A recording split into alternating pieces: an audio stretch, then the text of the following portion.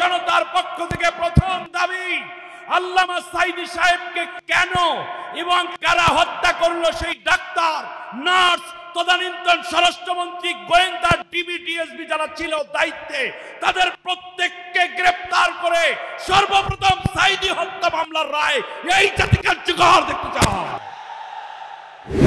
এক স্বৈর শাসকের জগদ্দল পাথর যখন এই জাতির বুকের উপরে চাপা ছিল, তখন হাজারো অপবাদ দিয়েছে এই দেশের দাড়িওয়ালাদেরকে, টুপিওয়ালাদেরকে, এই দেশের ছাত্র সমাজ যারা নামাজি, রোজাদার, পরহেজগার তাদেরকে, এমনকি বোরকা পরা নারী কিংবা কোনো স্কুল, কলেজ, ইউনিভার্সিটির স্টুডেন্ট মেয়ে যারা ছিল তাদেরকেও জঙ্গি কিংবা বিভিন্ন তকমা দিয়ে হেয় প্রতিপন্ন করার হেন অপচেষ্টা নাই, তারা করে নাই। বলতে বলতে শেষ পর্যন্ত ডান বাম নাই, হিন্দু মুসলিম নাই, সেখান থেকে নিয়ে আলেম ওলামা একটুখানি তাদের বিরুদ্ধে বললি তাদেরকে বলা হতো এরা হচ্ছে পাকিস্তানের দালাল, ঠিক না বলেন? আজ স্পষ্ট করে বলতে চাই, জেল দিয়েছে, মামলা দিয়েছে, হয়রানি করেছে, চাঁদা আদায় করেছে, মানুষের জায়গা জমি তারা অন্যায়ভাবে দখল করেছে, ব্যাংক ডাকাতি করেছে, লুটপাট করেছে, শেয়ার মার্কেট লুটপাট করেছে, এমনকি ক্রস ফায়ার দিয়েছে। ঠিক তার পাশাপাশি অত্যাচারের সবচেয়ে বড় যেই নিদর্শন, মায়ের কোল থেকে, ফ্যামিলি থেকে গুম করে কোথায় নিয়ে গেছে তাও জানা যায় না। শেষ পর্যন্ত আয়না ঘর বানিয়ে পীড়ন করলো। চূড়ান্ত পর্যায়ে আল্লাহর জমিনে আল্লাহর দ্বীন প্রতিষ্ঠার নেতৃবৃন্দ এবং কর্মীদেরকে, বিরোধী দলীয় নেতৃবৃন্দকে ফাঁসি পর্যন্ত দিয়ে তারা উল্লাস করেছে। কিন্তু আমার জিজ্ঞাসা, যদি এই লোকগুলো জামাত ইসলামী হোক, বিএনপি হোক, হেফাজতে ইসলাম হোক, চরমোনাই হোক, তবলিগ হোক, কেউ যদি পাকিস্তানের দালাল হতো তাহলে তো তারা পালাইয়া পাকিস্তান যাইতো। বাংলাদেশ থেকে কোনো আলেম কিংবা কোনো বিরোধী দলীয় নেতা নেত্রী কি পাকিস্তান পালাই গিয়েছে? তাহলে বোঝা যায় বাংলাদেশে পাকিস্তানের কোনো দালাল নেই। হাত দুইটা উঁচা করেন, মিডিয়ার ভাইরা শক্ত করে কথা ধরুন।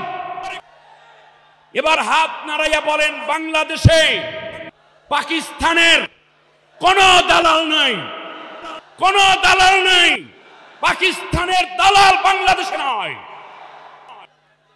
কিন্তু এই বাংলাদেশে ভারতের দালাল আছে। বুঝলেন কেমনে?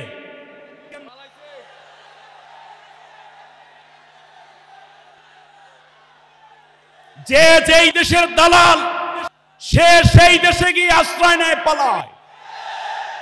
অতএব দীর্ঘ 18 বছর পর্যন্ত তাদের স্বপ্ন ছিল জোর করে ক্ষমতায় থাকা, বাংলাদেশকে ভারতের করদ রাজ্যে পরিণত করা, আমার দেশের ন্যায়পরায়ণ বিরোধী দলীয় নেতা নেত্রী, আলেম ওলামা, মেধাবীদেরকে হত্যা করে কিংবা বিদেশে নির্যাতন করে তাদেরকে পাঠিয়ে দিয়ে তাদেরকে গুমের নাটক সাজিয়ে হত্যা করার ষড়যন্ত্র করা। বাংলাদেশটাকে তারা অন্যের হাতে তুলে দেওয়ার জন্য সব আয়োজন করেছিল। কিন্তু আমার দেশের ছাত্র সমাজ, যুব সমাজ তাদের মাটি, তাদের ভিটা বাড়ি, তাদের জমিনকে মুশরিকদের হাতে তুলে দিতে চায় নাই বিধায় জীবন দিয়েছে, কিন্তু জমিন দেয় নাই।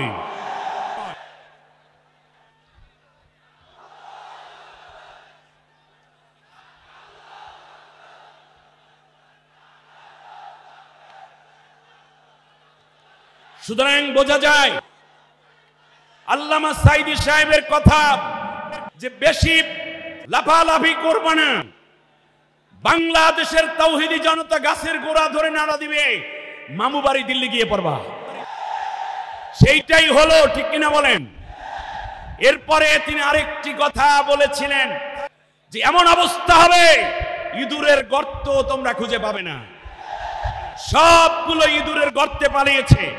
বিশ্বের ইতিহাসে এমন নাই পুরো সরকার পালাইয়া যায়, তার কারণ চোরেরা পালিয়ে যায়, গৃহস্থ কোনোদিন পালায় না, ঠিক কিনা বলেন? এখন আবার শুনি বলে, আবার শুনি, একটু থামেন প্লিজ, আমার সময় কম দিছে, আমার সময় কম, প্লিজ।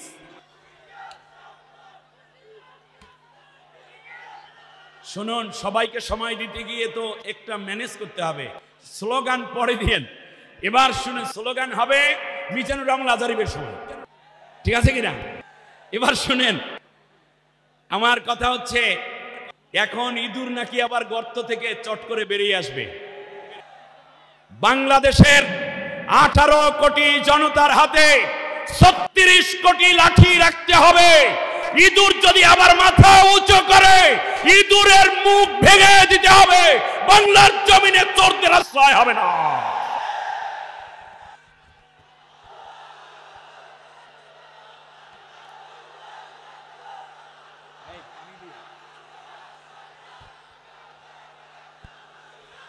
এবার শুনুন, এই ইঁদুরগুলো আমাদের কি ক্ষতি করছে তার শেষ উদাহরণ হচ্ছে বাংলাদেশের সচিবালয়ে আগুন দিয়ে ওরা পুড়িয়ে দিচ্ছে। এতে কাজ হবে না। যত বেশি তোমরা জড়াবে, তত বেশি তোমাদেরকে বাংলার মানুষ জাটা করে পুরা বিদায় করে দিবে।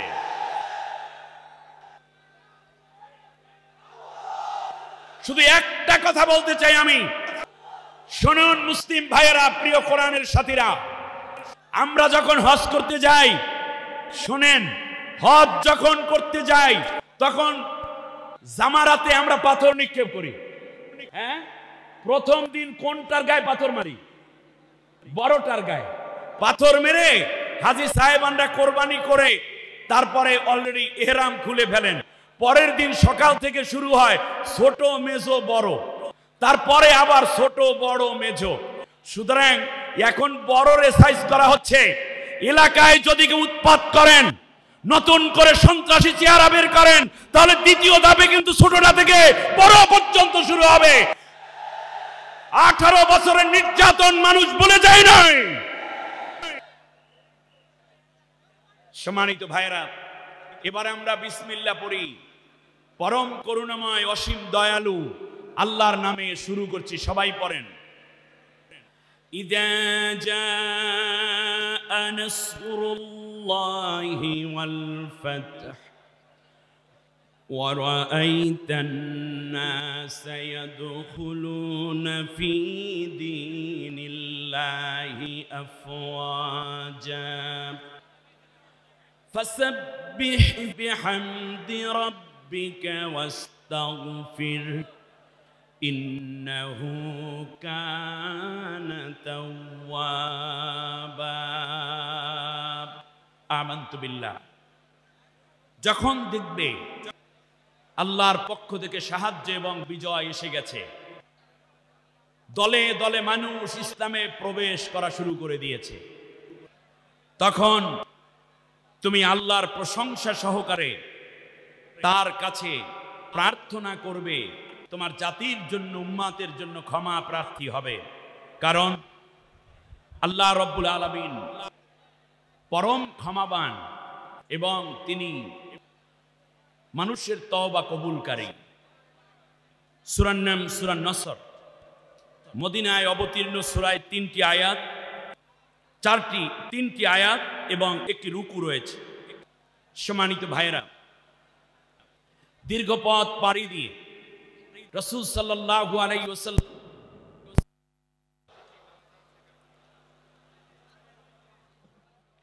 ওয়া আলা আলি মাওলা তখন আল্লাহ রাব্বুল আলামিন এই সূরাটি নাজিল করে আল্লাহ রাসূল সাল্লাল্লাহু আলাইহি ওয়াসাল্লামকে আল্লাহ তাআলা ইসলামের বিজয়ের স্বীকৃতি দান করলেন। সুবহানাল্লাহ। কিন্তু বিজয় শুধু বিজয় নয়, কান খাড়া করে আজকের ওই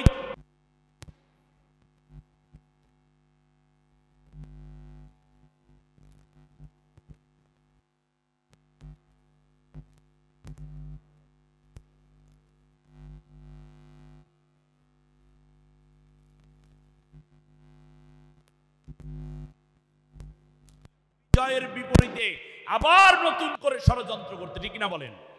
আল্লাহ রাব্বুল আলামিন বলেন, লা ইয়াদুররুকুম কাইদুহুম শাইয়া, তাদের কোনো ষড়যন্ত্র তোমাদের কোনো ক্ষতি করতে পারবে না। ইল্লা আদা, তবে কিছু কষ্ট দিতে পারবে।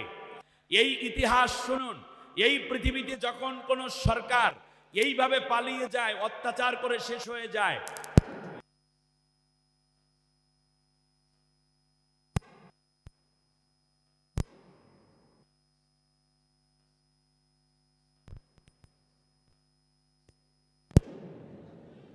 আমার বন্ধুগণ,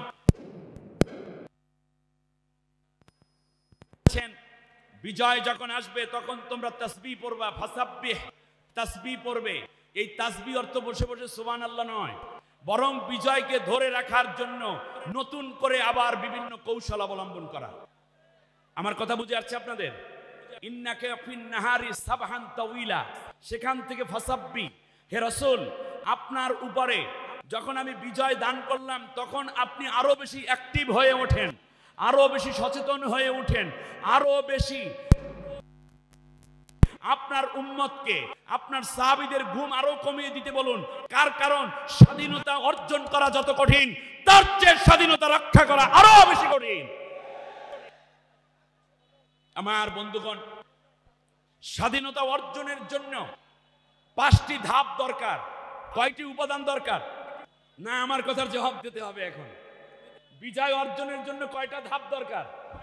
5টি ধাপ একেবারে মুখস্থ করতে হবে। আমার ওয়াজগুলো আজকে যুবক ভাইয়েরা ভালো করে মুখস্থ করবেন। স্বাধীনতা অর্জন করার জন্য 5টি ধাপ আপনাকে পার হতে হবে। স্বাধীনতা রক্ষা করার জন্য 5টা ধাপকে আপনার অবশ্যই মেনটেন করতে হবে। এই 10টা বিষয়ের উপরে আমি 10 মিনিট কথা বলবো। আজ খুব মনে পড়ে আমাদের মোহতারাম মনিরুল ইসলাম মজুমদার ভাই, তরুণ প্রজন্মের আর এক আইডল। কথাগুলো শুনলে মনে হয় মিজানুর রহমান আজহারি ভাইয়ের ঘ্রাণ আসে কথা থেকে। চেহারাটাও ওইভাবেই আল্লাহ বানাই দিয়েছে।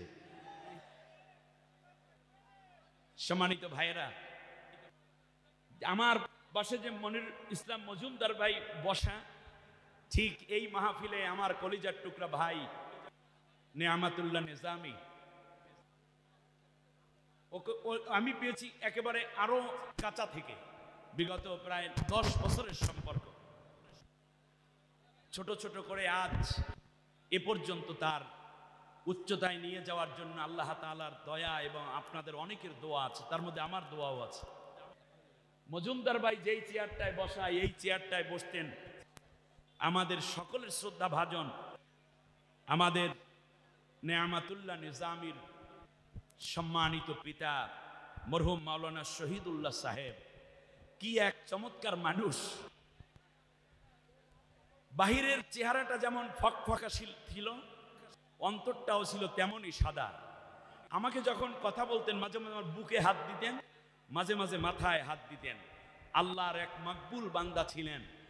আজ এই লাখো জনতার মাহফিল থেকে আপনারা অনেকে মুসাফির, আমিও মুসাফির, আমরা সবাই একবার দোয়া করি, বলেন আল্লাহ, সবাই বলেন আল্লাহ, তুমি মাওলানা শহীদুল্লাহ সাহেবকে মাফ করে জান্নাতুল ফেরদাউস নসিব করে দাও, আমাদের আব্বা আম্মাদেরকেও মাফ করে দাও, অত্র এলাকার মুরব্বীদেরকে মাফ করে দাও। সম্মানিত ভাইরা, বিজয়ের জন্য কয়টা ধাপ লাগে? বিজয় ধরে রাখার জন্য কয়টা? রাইট, 5 5 10। আমার ওয়াজ শেষ। 1 নম্বর, আল্লাহ রাব্বুল আলামিন অর্ডার করলেন, মুসা তুমি চলে যাও ফিরাউনের কাছে। ইযহাব ইলা ফিরআউন ইন্নাহু তাগা। মুসা, ফিরাউন বড় অত্যাচারী হয়ে গেছে, স্বৈর শাসক হয়ে গেছে, তারে সামলাবার জন্য তুমি যাও। অর্ডার করেছেন কে? মুসা আলাইহিস সালাম বললেন, আল্লাহ আমি তো যাব, কিন্তু আমাকে তুমি শক্তিশালী করো, তুমি আমাকে কিছু জিনিস দাও। আল্লাহ রাব্বুল আলামিন বললেন, মুসা তুমি কি চাও? মুসা আলাইহিস সালাম বললেন, রব্বি জিদনি ইলমা। মাশাআল্লাহ, এই আমার গরিব টাইম ঠিক আছে দেখো। রব্বি জিদনি ইলমা। আল্লাহু আকবার, শুকরিয়া। নিজামী বলছে আরো 10-15 মিনিট বাড়ান যাবে, আপনারা আলহামদুলিল্লাহ পড়বেন না? মুসা আলাইহিস সালাম আল্লাহর কাছে অ্যাটম বোমা চায় নাই, আমি জামাল উদ্দিন আবার কবে কথা বলবো জানি না, কিন্তু আগামী এই প্রজন্ম, আমার ছাত্র ভাইয়েরা, যুবক ভাইয়েরা, আপনাদের এই কথাগুলো মনে রাখা খুবই জরুরি। কারণ আপনারা পথ হারালে বাংলাদেশ থাকবে না। মুসা আলাইহিস সালাম আল্লাহর কাছে অ্যাটম চাই নাই, গ্রেনেড চাই নাই, তিনি ফাইটার চান নাই, কিচ্ছু চান নাই। আল্লাহর কাছে প্রথমে চাইলেন রব্বি জিদনি ইলমা, রব্বুল আলামিন তুমি আমার জ্ঞানটা বাড়াইয়া দাও, আমার মেধা বৃদ্ধি করে দাও। সুবহানাল্লাহ। স্বৈর শাসকের মোকাবেলায় বিজয় অর্জন করতে হলে অস্ত্র না, দরকার মেধা। কারণ আপনি একটা ঢিল ছুড়বেন, আপনার 14 গোষ্ঠী সহ ব্রাশ ফায়ার করে ওরা মেরে ফেলবে। এই জন্য অস্ত্র হাতে নেওয়া যায় না, মেধা দিয়ে তাদের মোকাবেলা করতে হয়। এই জন্য আমার নতুন প্রজন্মের স্লোগান ছিল কোটা না মেধা। কারণ স্বৈর শাসকের মোকাবেলায় প্রথম যেই শর্ত দরকার তার নাম কি? মেধা। এই জন্য ছাত্রদের স্লোগান ছিল কি? মেধা মেধা। মেধাবীরা আগাই আসছে, বোকা কোটাধারীরা পালাইছে হেলমেট বাহিনী, ঠিক কিনা? আর দুর্নীতিবাজরা পালিয়েছে।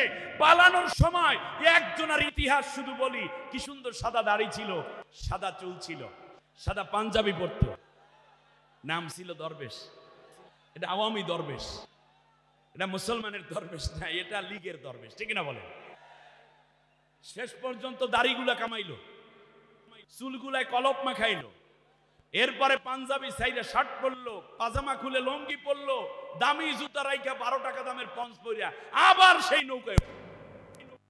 এক পর্যায়ে নসিব মন্দ কোস্ট গার্ডের হাতে ধরা পড়লো, তাকে রিমান্ড দেয়া হলো। রিমান্ডের এক পর্যায়ে জিজ্ঞেস করলো, যা করার তো করছেন, দাড়ি কামাইলেন কে? কয় ইসলামের জ্ঞান নাই তোমাদের মোটো, থাকলেই জিজ্ঞাসাই করতে না। বলে স্যার বলেন দেখি। বললো যে দাড়ি রাখা হইলো সুন্নত আর জান বাঁচান ফরজ। কি মাসলা মাইরা দেশে, ফরজ রক্ষা করতে যাই সুন্নত কামাল জায়েজ। এ হচ্ছে 36,000 কোটি টাকা বাংলাদেশ থেকে পাচার করেছে। আমি আজ ধন্যবাদ জানাই সম্মানিত প্রধান উপদেষ্টাকে। অনেক ধরা পড়েছে, একটা কথা ভাগ করিয়ে যে আজকে আপনাদের কাছে ফাঁস করে দিলাম।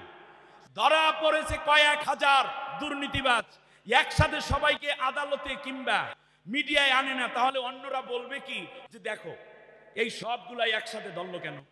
হ্যাঁ, এরাও তো আস্তে আস্তে স্বৈর শাসক হয়ে যাচ্ছে। এই জন্য বাকিগুলো সিপাতে মারতে আছে, আর মারতে ডিম লাগে। এই জন্য বাংলাদেশে আন্ডার দাম বেড়ে গেছে। ওখান থেকে রিমান্ড দিয়া, চাচার কাজ আছে, বুদ্ধি আছে, রিমান্ডের ঠেলায় টাকা কই বের করো। ইউরোপীয় ইউনিয়নে হাজার হাজার কোটি টাকা পাঠিয়েছে, বিলিয়ন ডলার পাঠিয়েছে, ওই ডিমের ঠেলায় ওই টাকার কথা কয়। আর 17 দেশের ইউরোপীয় ইউনিয়নের নেতৃবৃন্দ বাংলাদেশে আইনা বলছে তোমাদের ব্যাংকে আমাদের টাকা আছে, এই নামে এত, এই নামে এত, এই অ্যাকাউন্টে এত, টাকাগুলো সব দাও। একটা কথা বলি, খুব ফ্র্যাঙ্কলি বলি, ডক্টর ইউনূসের টাকা কেমনে আদায় করতে হয় ওটা শিখানোর দরকার নেই, ঠিক আছে না? একেবারে জায়গা মতো পড়ছে। কিন্তু একটি কথা আমার বলতেই হচ্ছে, সেটা হচ্ছে উপদেষ্টা পরিষদের মধ্যে ভারসাম্যহীনতা আমরা লক্ষ্য করছি। আপনারা খেয়াল করেছেন কিনা, বেশিরভাগ বামপন্থীদেরকে নেওয়ার একটা হিড়িক পড়ে যাচ্ছে, যেটা বাংলাদেশের বিপ্লব আন্দোলন, বাংলাদেশের তাহজিব তামাদ্দুন এবং মানুষের ঈমান আকীদা আকাঙ্ক্ষার সাথে মিলে না। আসিফ মাহতাব নামের বাংলাদেশের ব্র্যাক ইউনিভার্সিটির একজন লেকচারার, যিনি সর্বপ্রথম ছাত্রদের পক্ষে শিক্ষক হয়ে অভিভাবকের মতো বুকে গুলির ঝুঁকি নিয়েও দাঁড়িয়েছিল রাস্তায়, ঠিক কিনা বলেন? আমরা আসিফ মাহতাব স্যারকে উপদেষ্টা পরিষদে নেওয়ার জন্য দাবি করছি। এটা আমাদের বাংলাদেশের মানুষের দাবি, আলেমদের দাবি। আপনারা কি এই দাবির সাথে একমত? আমার ভাইয়েরা, একটা নাম আমরা প্রস্তাব করলাম সমস্ত মানুষের পক্ষ থেকে, তাহলে বোঝা যায় সর্বপ্রথম যেই জিনিস দরকার ফিরাউনের মতো স্বৈর শাসকের মোকাবেলা করতে, আর লেডি ফিরাউনদের প্রথম দরকার কি? এক নম্বরে কি দরকার? মেধাবীরা এক হয়ে গেল, বিজয় আসলো। সুবহানাল্লাহ বলেন। শুধু মেধা হলে হবে না। মুসা আলাইহিস সালাম আরেকটু সামনে গিয়ে 5 জিনিসের আরেক জিনিস চাইয়া বললেন। বলল, রব্বুল আলামিন আল্লাহ তাআলা, শুধু মেধা হলে স্বৈর শাসককে পরাজিত করা যায় না, তুমি আমাকে সাহস দাও। কারণ আপনি ঠান্ডা মাথায় অনেক জ্ঞানের কথা বলবেন আর স্বৈর শাসক ক্ষমতা ছেড়ে দেবে, এই চিন্তা করা ভুল। তার কারণ এখানে সাহসের দরকার। সাহসী ছাড়া কোনোদিনও স্বৈর শাসককে পরাজিত করা যায় না। আমার দেশের ছাত্র সমাজ, তরুণরা সেই সাহস দেখিয়েছে। মুসা আলাইহিস সালাম বলেন, আল্লাহ রব্বিশরাহ লি সাদরি ওয়া ইয়াসসির লি আমরি ওয়াহলুল উকদাতাম মিন লিসানি ইয়াফকাহু কওলি। সুবহানাল্লাহ। দ্বিতীয়বারে কি লাগে বলেন তো দেখি? সাহস। জোরে বলেন, কি লাগে? আল্লাহর নবীর সাহস ছিল না ভীতু ছিলেন? তিনি প্রচন্ড সাহসী ছিলেন। আল্লাহ নিজে বলছেন, নবী মুসা আমার কাছে সাহস চেয়ে নিয়েছে, আর তোমার ব্যাপারে আমার বক্তব্য হলো আলাম নাশরাহ লাকা সাদরাক, আমি কি তোমার বক্ষের মধ্যে প্রচন্ড সাহস দিয়ে ভরপুর করে দেই নাই? মুসা আলাইহিস সালাম সাহস চান, আর আল্লাহর নবী সাহস চাওয়ার আগেই আল্লাহ সাহস দিয়ে দেন। অতএব বিপ্লবের জন্য দ্বিতীয় শর্ত কি? সাহস। আপনাদের সাহস আছে? কথা বলে না দূর। সাহস আছে? যারা সাহসী তারা একটু হাত উঁচু করেন তো দেখি। মাশাআল্লাহ, আলহামদুলিল্লাহ। এই সাহসীরাই বাংলাদেশকে রক্ষা করবে ইনশাআল্লাহ। হযরত মুসা আলাইহিস সালামের উপরে যখন যুবকরা ঈমান আনলো, সাথে সাথে ফিরাউন একটা ভয় দেখালো। ক্বালা আমানতুম ক্বাবলা আযানা লাকুম, তোমরা 9 জন যুবক ঈমান এনেছো, আমার অনুমতি ছাড়াই কি ঈমান আনলা? এর মানে ফিরাউনের রাষ্ট্রে বিরোধী দল করতে হলে তার অনুমতি নিয়ে করা লাগতো। যেমন আমার দেশে জাপা, ঠিক না বলেন? মানে ওনার কথাই উনি চলে, এই হলো বিরোধী দল। আমার ভাইয়েরা, ফিরাউন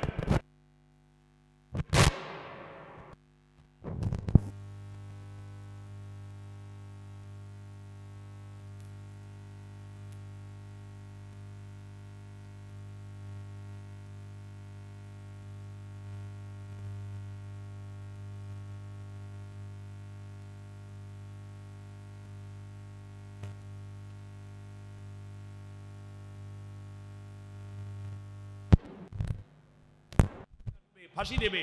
এই জন্য যুবকরা সবাই বলছে, না না ওস্তাদ, কোন দিন আর আমরা আর মুসলমান থাকবো না, আমরা ঈমান প্রত্যাহার করলাম। এই কথা বলেছে? কথা বলেন, বলেছে? বলে নাই।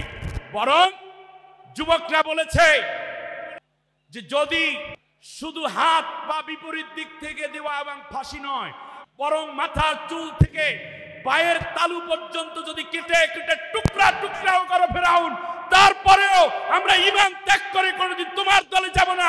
একবার যেহেতু আল্লাহর কালেমা পড়েছি, জীবনের শেষ মুহূর্ত পর্যন্ত কালেমার উপর থেকে ইন্তেকাল হতে চাই। সুবহানাল্লাহ। আমার যুবকদের স্লোগান শুনলেই তো মাথা নষ্ট। কি হয়? লেগেছে রে লেগেছে, আবার লেগেছে রে লেগেছে। এই কথা শুনলে চোর, সন্ত্রাসী কিংবা গুন্ডা, চাঁদাবাজ, ভোটচোর কিংবা এই স্টাইলে যারা আছে অবৈধ ক্ষমতাধারী স্বৈর শাসক, তাদের কলিজায় পানি থাকে না। আমার ভাইয়েরা, বিপরীত দিক থেকে হাত পা কাটছে মাত্র 7 জন। ফিরাউন কতজনের হাত পা কাটছে? এই কারণে আমরা বলি ফিরাউন 2 জনকে দেশে ফাঁসি, মোট 9 জনকে মারলো। কিন্তু আপনারা জানেন, জুলাই আগস্টের আন্দোলনে মানুষ তো মেরেছি, যারা গুলিবিদ্ধ হয়েছিল তাদের কারো হাত কাটতে হয়েছে, পা কাটতে হয়েছে। আমি আসার সময় আমি পুরো সার্চ দিয়ে দেখেছি এই পর্যন্ত কাদের হাত পা কাটালো কতজনের? 2788 জনের হাত পা কাটতে হয়েছে। ভিতরে গুলি থাকার কারণে, বুলেট থাকার কারণে। 7 জনের হাত পা কাটার কারণে যদি ফেরাউন হয়, তাহলে যে 2788 জনের হাত পা কাটলো, সে কত বড় লেডি ফেরাউন, ওনাকে আবার বাংলাদেশে আসবে, বাংলার মানুষ পূর্ণ সিদ্ধান্ত নিয়ে রেখেছে। কত বড় ফেরাউন আমার ভাইরা। তাহলে সাহস দরকার, আমাদের সাহস আছে নাকি? তৃতীয় কি দরকার শোনেন। মুসা আলাইহিস সালাম আর একটু সামনে গেলেন, গিয়ে বলতেছে, আল্লাহ আমারে তুমি সাথী বানায়া দাও। আখি হারুন হুয়া আফসাহু মিন্নি লিসানা। আল্লাহ গো, আমার ভাই হারুন আমার চাইতে বড় ভালো বক্তা। সুবহানাল্লাহ, কি বক্তা? ভালো বক্তা। এবং রিদান আইয়ুসাদ্দিকুনি, এবং সে আমাকে সত্যায়ন করবে এবং আমাকে সাহায্য করবে। এবারে আপনারা বলেন দেখি, খুব ভালো করে ঠান্ডা মাথায়, যে তাফসীর মাহফিল, মূল পরিবেশ কখনোই নষ্ট করবেন না, কান খাড়া করে শুনুন। তৃতীয়বারে মুসা আলাইহিস সালাম আল্লাহর কাছে কি চাইলেন? চাইলেন আরো কিছু লোককে জড়ো করতে। পাশে ছিলেন ভাই, এই জন্য তার ভাইয়ের কথাই তিনি বললেন। তাহলে বোঝা যায় একা একা কোনোদিনও স্বৈর শাসকের মোকাবেলা করা যায় না, সাথে আরো কিছু দল এবং মতের লোককে এক করতে হয়, জোট করতে হয়। আপনারা বলেন, আমার দেশে ছাত্র বিপ্লব যে হয়েছে একা একা নাকি জোট সহকারে? তাহলে বোঝা যায় জোটবদ্ধ না হলে স্বৈর শাসকের পরাজিত করা সম্ভব নয়। গেল তাই জোট। কিন্তু আল্লাহ রাব্বুল আলামিন বললেন, মুসারে তোমার ভাইকে তোমার সাথে দিয়ে দিলাম, তুমি প্রশংসা করলা, আমি তাকে একটা উপাধি দিয়ে দিলাম, তুমি হইলা রসুল, তোমার ভাইকে নবুয়তের মর্যাদা দিয়ে তোমার সাথী বানাই দিলাম। তাহলে বোঝা যায় যারা আল্লাহর পথে কথা বলে, কোরআনের দাওয়াত দেয়, একামতে দিন বোঝেন, তাদের পিছনে অনেক কিছু প্রশ্ন এবং অনেক ঝামেলা না রেখে আল্লাহ নিজেই বললেন যে যাক, তোমার ভাইকে আমি একটা পদ পদবি উন্নত মানের দিলাম, নবুয়তের মর্যাদা দিয়ে দিলাম। অতএব কোরআনের কথা যারা বলে তাদের পেছনে অনেক বেশি বেশি দাওয়াতি কাজ এবং সময় না দিয়ে শুধুমাত্র কোরআনের জ্ঞান আছে, এই ভিত্তিতেও তাদেরকে সাংগঠনিক মান উন্নয়ন করা উচিত। যেমনটা আমরা হযরত মুসা আলাইহিস সালামের ভাই। এবারে আসেন, কয়টা গেল? কয়টা? 3টা। এখন মুসা আলাইহিস সালাম বললেন, আল্লাহ এখনো তো একটু ডর করে। সুবহানাল্লাহ। আল্লাহ রাব্বুল আলামিন বললেন, মুসারে ওয়ামা তিলকা বিয়ামিনিকা ইয়া মুসা, ও মুসা তোমার হাতের মধ্যে ওইটা কি? তিনি স্বাভাবিকভাবে বললেন, হিয়া আসাই, আল্লাহ এইটা একটা লাঠি। আল্লাহ রাব্বুল আলামিন, আল্লাহ ইয়া মুসা, ও মুসা তুমি এই লাঠিটাকে জমিনে ছেড়ে দাও। মুসা আলাইহিস সালাম জমিনে লাঠি ছেড়ে দিলেন। সেটা একটা হায়াতান তাসাব, একটা জীবন্ত সাপ হয়ে গেল। মুসা আলাইহিস সালাম ভয় পাইলেন। একটু আগে বললেন তোমার সাহস দিলাম, কিন্তু সাপ দেখে ভয় পায়। আল্লাহ রাব্বুল আলামিন বললেন, মুসা এবার সাহসের প্রমাণ দাও, খুজাহা, এইটাকে ধরে ফেলো। সাপ ধরে ফেললো। আল্লাহ রাব্বুল আলামিন বলেন, সানুঈদুহা সিরাতাহাল উলা, আগের সাপের আগের লাঠির অবস্থায় আমি আল্লাহ এটাকে ফিরাইয়া দেব। মুসা আলাইহিস সালাম লাঠি ধরলেন, সাপ ধরলেন, সাথে সাথে লাঠি হয়ে গেল। আমার ভাইরা, তাহলে বোঝা যায় স্বৈর শাসকের পতনের জন্য, বিপ্লব করার জন্য লাঠির দরকার আছে। কথা বলে না, কি দরকার? এর মানে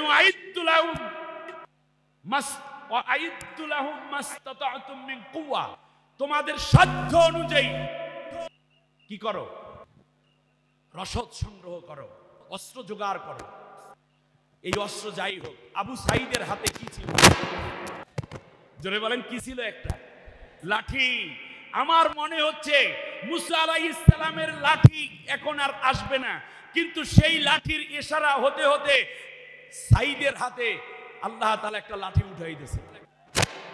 ও গুলি বুলেট খায়, কিন্তু লাঠি ছাড়ে না। একটা ঘটনা দেখছেন? আচ্ছা, সাইদ, আমি তার কবর জিয়ারত করেছি, তার বাড়িতে গিয়েছি রংপুরে। দন্তেশ্বয় আকার, দীর্ঘই দ মিলে কি হয়? সাইদ, দীর্ঘই দিয়ে লেখে।